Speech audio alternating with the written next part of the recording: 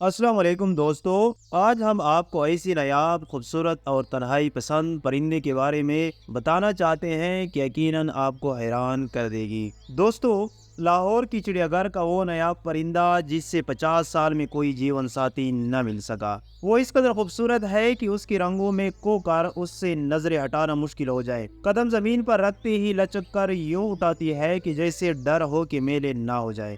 جب چلتی ہے تو اس کی سیاہ کالے لمبے بالوں کی چمک پورے بدن پر لہراتی ہے۔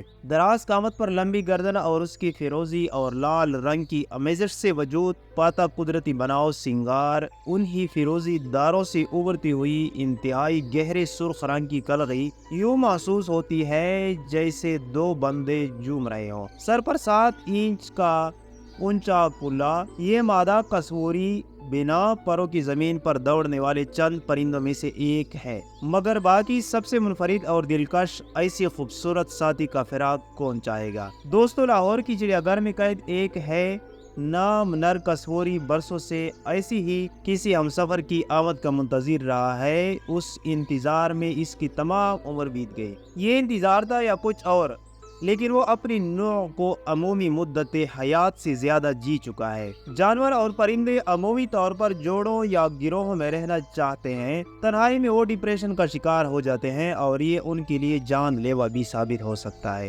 دوستو، کسوری نے تو 50 برس اکیلے گزار دیے۔ لاہور کی چڑیا گھر کی ڈائریکٹر چودھری شفقت کو یاد ہے کہ ایک مادہ کے ہمراہ یہ کسوری سن 1971 میں نیوزی لینڈ سے خرید کر پاکستان لایا گیا تھا۔ اس وقت اس کی عمر 5 برس تھی۔ اس کی مادہ کچھ ہی دنوں میں مر گئی تھی۔ اب کسوری تقریباً 54 برس کا ہے۔ چودھری شفقت بتاتے ہیں کہ قدرتی ماحول میں ایک کسوری کی عمر 40 سے 45 برس اور قید میں 50 سال تک ہو سکتی ہے۔ یہ اب بھی صحت مند ہے۔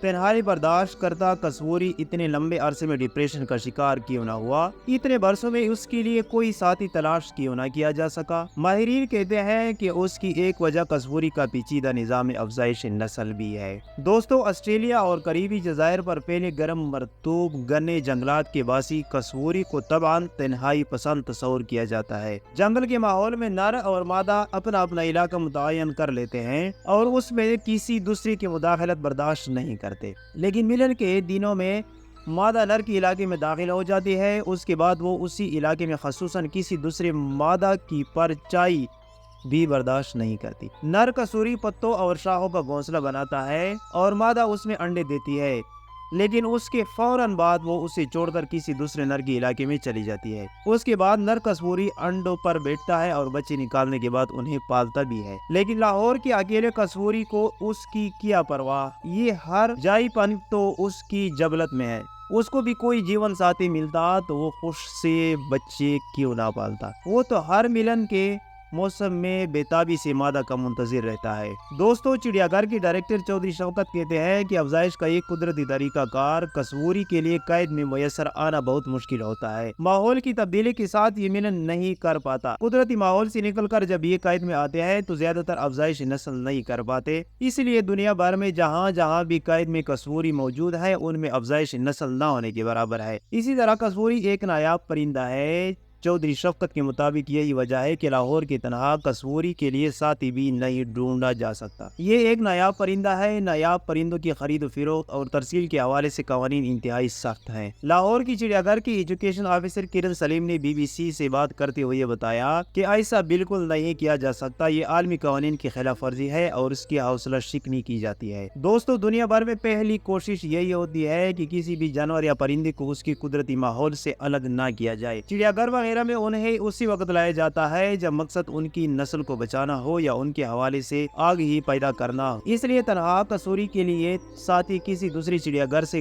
قید سے ہی لایا جانا تھا۔ کرن سلیم کے مطابق اس کے لیے کوشش ضرور کی گئی۔ اس کی ایک کوشش کچھ عرصہ قبل کی گئی۔ کرن سلیم کے مطابق سن 2016 میں جب چڑیا گھر کو نئے جانور خریدنے کے لیے فنڈ ملا تو اس وقت ایک مرتبہ پھر اکیلے کسوری کے لیے ساتھی ڈھونڈنے کی کوشش کی گئی۔ ہم نے بہت کوشش کی کہ ہمیں اس کی قیمت کا اندازہ مل جائے، لیکن کہیں سے نہ ملا۔ ایک مسئلہ یہ بھی ہے کہ باقی نہ اڑ پانے والے پرندوں کے برعکس کسوری کی فارمنگ وغیرہ بھی نہیں ہوتی، اور اس کی ایک وجہ اس کی آدم بیزاری اور زمین پر سب سے خطرناک پرندے کی شہرت ہے۔ دوستو، کسوری جتنا حسین ہے اتنا ہی خطرناک بھی ہے۔ یہ اپنے پنجوں میں خنجر لیے گھومتا ہے۔ اس کی مضبوط ٹانگیں، لمبی چمکدار گردن اور سر کا کلا اس سے گھنے جنگلات میں 50 کلومیٹر فی گھنٹہ کی رفتار سے دوڑنے میں مدد دیتی ہے۔ اس کی 3 شاخوں والے پنجوں میں درمیانی شاخ در حقیقت 5 انچ لمبے ایک خنجر کی طرح ہے۔ اپنی مضبوط ٹانگوں کی ایک ہی وار سے کسوری اپنے مخالف کو جان لیوا گاؤ دے سکتا ہے، چاہے وہ انسان ہی کیوں نہ ہو۔ دوستو، انسان سے تو خصوصاً یہ کوسوں دور رہنے کی کوشش کرتا ہے۔ اگر آمنا سامنا ہو جائے تو ملاقات زیادہ تر خوشگوار نہیں رہتی۔ پھر بھی اس کے بچوں کو اور کچھ صورتوں میں بڑے پرندوں کو بھی پالنے کی کوشش کی گئی ہے، تاہم زیادہ تر اس سے پالتو جانوروں بنانے میں گریز کیا جاتا ہے۔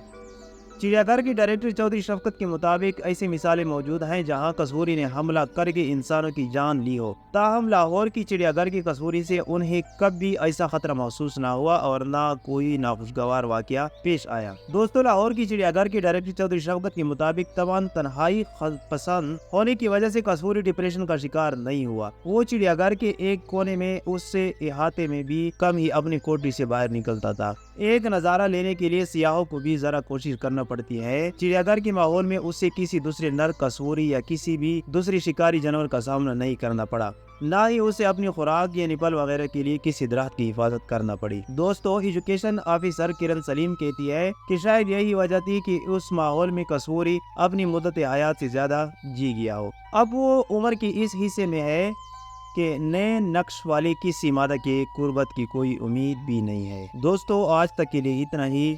کسوری کے بارے میں اپنی بہترین رائے کمنٹ سیکشن میں ضرور دیجیے۔ آج تک کے لیے اتنا ہی۔ اللہ حافظ۔